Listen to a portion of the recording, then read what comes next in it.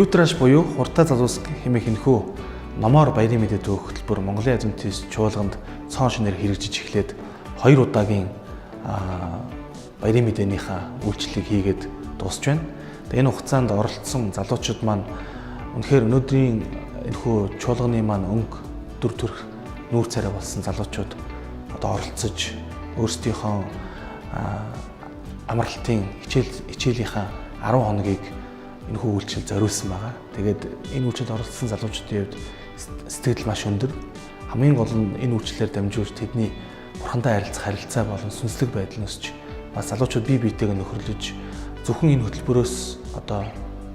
хөтөлбөрөөр хязгаарлагдахгүй цаашдаа ч гэсэн олон сүмийн чуулганы маань залуучуудын хөтөлбөрт хамтдаа баг болж оролцох ийм сайхан хамт олон болсон байна. Үүгээрээ бас илүү давуу талтай ийм хөтөлбөр боллоо.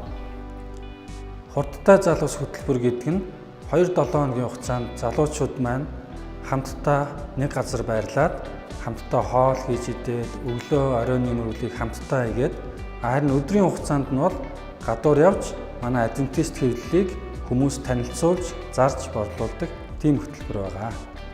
За сайн байна уу? Намайг Ариун бол гэдэг. Би Улаанбаатар төв сүмийн гишүүн байгаа. Сайн байна уу? Намайг Уянгаа гэдэг. Би Мараната сүмийн гишүүн байна.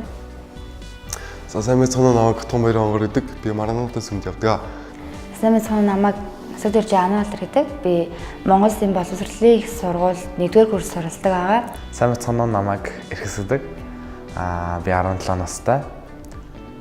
Монгол Улсын их сургуульд сурдаг. Анх 10 сард нэг Facebook-ээр нэг бүртгэлэн явагдаж байна гэх зарыг харсан. Тэгээд зохион байгуулж байгаа оргил пастортайгаа уулзаад яг ямар үйл ажиллагаа болох ч байгаа талаар ерөнхийдөө одоо мэдэж авсан. Номоор баярт мэдээ түгэх гэж яг юу вэ? Тэгээд эзний үгийг цааш нь ингээд түгэн. Тэгээд залуучуудтай нийлээд ингээд ном зараад баярт мэдээг түгээгээд ингээд явах гэдэг надад үнэхээр таалагдсан. Мөнх оргил пастрын шалтгаар явж эхэлсэн. Ээж маань анх намайг ор гэж зөвлөсөн. Тэгээд номорт баярт мэдээ түгээгч ном зарах гад бас үзээгээд. Тэгээд ямар тааш юутаас орох шийдсэн. Тэгээ хамгийн эхлээд хаалга тогшуудаас айгүй эвгүй хэлсэн ингээд дотор бүр ингээд амар чичрээд одоо юу гэж хэлэх болдоо гэж одоо амар санаа зовоож байгаа биш. Энэ хөтөлбөрт орж ирээд хамгийн анх нэг яг нэгд өдрөө ном зарж би чадаагүй. Тэгээд яг тэр өдөр би бүр ингээд амар хэцүү би яагаад орсон юм болоо би яах гэж орсон юм болоо гэд амар шоконд орж исэн. Муу зүйлсэх юм бол маш олон байгаа хүн амьтанд төвөгдөнд сайн зүйлсэх юм бол бас аль гэрт нь ороод хоол мал идчихнэ. Тэгэхээр би ингээд номоо зараа явжсан чинь нэг арх ууцсан ингээд нэг 2 ах нэг 2 их чинь нэг арх ууцсан жоохон сохтуу ингээд нэг лангууны хар сууж байгаа байхгүй.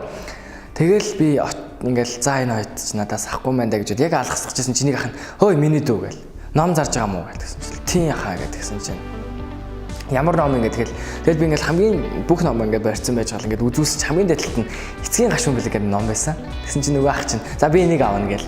Тэг би бүр гайхал. Нэрийг ч хараагүй жиж одоо надаас авчиж байгаа юм бах та. Гэл тэгээ би тайлбарлаж ч юу чадаагүй. Тэгэл нөгөө ах чинь хэд юм бэ гэдэг хэмгүүтэл би 2500 төгрөгөө гэл. Тэгэл над 2500 төгрөг уншсан. Тэгэд би ингээд тэр ахыг ингээд арх хууцэрний тэр номыг авсан юм чинь яг л бурхан намайг энэ ах руу яг явуулсан юм байна да гэж ингээд бодсон.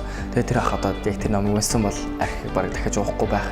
Тэгээд яг тэр хаалгыг тогшоод явж исэн чинь хүмүүс авахгүй гэл сонирхгүй гэл явж исэн чинь нэг их чарн тэр 3 бутыг ингээд нэгийг биш харин гуруулангийн аваад тэгээ гуруулангийн авангуудаа надад ингээд мөнгө өгөхдөө дээр ингээд шоколадтай цог өгсөн. Тэгээ би айгүй их баярлаад яг тэр өдөр бол ингээд бурхан ямар ч байсан надад туслалсанд нь айгүй их баярлал. Айлын хаалга тогссон чинь тэр айл ингээд оруулаад тэгээд бүр ингээд гэрт нь ингээд орсон байхгүй. Тэгээд ингээд хамаагүй гэрт нь орж ирнэ болдгоо л дээ. Гэхдээ яалч авах даарч хасан болохоор өөр ихгүй тэгээд гэрт нь орсон. Тэгсэн чинь айгүй нөхөрсөг хүмүүс байж таараад тэгээд халуун цэцэргэн нөгөө тэгээд ингээд гайхалтай дайлсан.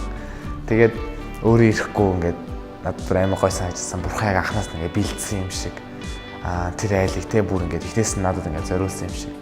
Тэр үед би номоо танилцуулчаад дараа нь тэр их чи надад өөрийнхөө ингээд болсон үйл явдлыг яриад ингээд сэтгэлээ ингээд онгойтл ярьсан. Тэгээд яг тэр үед болохоор бурхан намайг яг тэр хүнтэй ингээд уулзуулах гэдэг энд авчирсан юм шиг санагдсан. Тэгээд би тэр үед яг бурхан таны одоо яг энэ бүх зовлоныг чи өөртөө авнаа. Тэгээд та ингээд сүмд ирээд үзээрэй гэх яг тэр үед ингээд шууд амнаас ингээд урсаа гарчихсан. Тэгээд Тэгээд дараа нь тэрэгчтэй холбогдоод ингээд манай сүмд 2 3 удаа ирсэн. Тэгээд цаашдаа ирнэ гэдэгт үнэхээр их найдаж байгаа. Тэгээд ивэн олоод зөв харьцаад ямар ч хүнийг одоо ингээд өөдөөс нь юм тайлбарлах юмгүй надад үгүй гэж хэлж чадахгүй болол ингээд ярьж чаддаг болсон.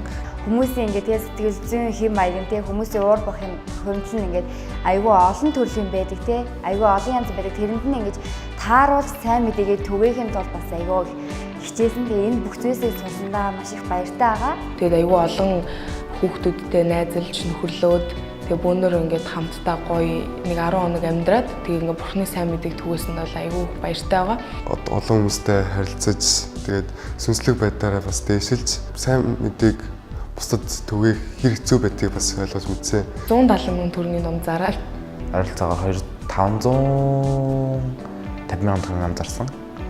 Адвентист сүмийн залуучууд та бүхэн сүнслэг сэргэлт хайр адал явдлыг хайж байгаа бол манай хурдтай залуус хөтөлбөрт хамрагдаарай. Энэхүү видео бичлэгийг үзэж байгаа танд ч хийсэн хурдтай залуус хөтөлбөрт оролцох боломж байгаа. Та сумынхан пастортай холбогдож өөрийнхөө сандаа хэлээд хурдтай залуус хөтөлбөрт бүртгүүлээрэй. Энэ хөтөлбөрт хамрагдаснаар та сүнслэг байдлаар өсөхийн хажуугаар баярын мэдээ түгээх цоон шинэ хөтөлбөрт өөрийнхөө хүчийг сорж болох юм. Та бүхнийг хурдтай залуус хөтөлбөрт урьж байна.